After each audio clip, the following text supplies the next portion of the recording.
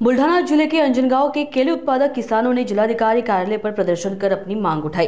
किसानों ने क्रांतिकारी किसान नेता रविकांत तुपकर के नेतृत्व में प्रशासन से मांग की कि अंजनगांव बोर्ड क्षेत्र के केले का दाम बुरहानपुर रावेर की तरह दिया जाए। किसानों ने कहा कि केले को उचित दाम मिलना चाहिए, ये हमारा हक है। हजारों की संख्या में आए किसानों ने प्रशासन का ध्यान उनकी गंभीर आर्थिक स्थिति की ओर आकर्षित किया।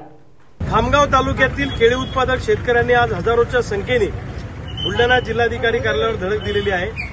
ॲडिशनल कलेक्टर श्री खांदे साहेबांची आज भेट घेतलेली आहे आणि या भेटीमध्ये सगळं केळी उत्पादक शेतकऱ्यांच्या व्यथा मांडण्यात आलेला आहे। यामध्ये खामगाव तालुक्यातल्या केळी उत्पादक शेतकऱ्यांना अंजनगावचं बोर्ड अतिशय कमी भाव देतं।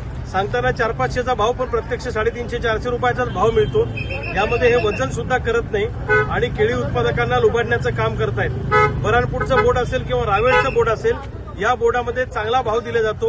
1200 ते 2200 रुपयापर्यंत भाव दिला जातो आणि आमच्या अंजनगाव बोर्ड जे आहे हे मात्र अंजनगाव बोर्डाच्या अंतर्गत येणारे व्यापारी मात्र अतिशय कमी भाव त्या ठिकाणी खामगाव तालुक्यातल्या शेतकऱ्यांना केळी उत्पादकांना देतात। पुन्हा सगळ्या केळी उत्पादकांनी आपला असंतोष या ठिकाणी व्यक्त केला। अंजनगाव बोर्ड जर आम्हाला भाव देत नसेल तर अंजनगाव बोर्डाची मान्यता रद्द करा, अशा पद्धतीची मागणी आम्ही आज बुलढाणा जिल्हाधिकाऱ्यांकडे केलेली आहे। केळी उत्पादकांना न्याय मिळाला नाही तर प्रचंड मोठं आंदोलन येणाऱ्या काळामध्ये केळी उत्पादकांचं उभं राहील।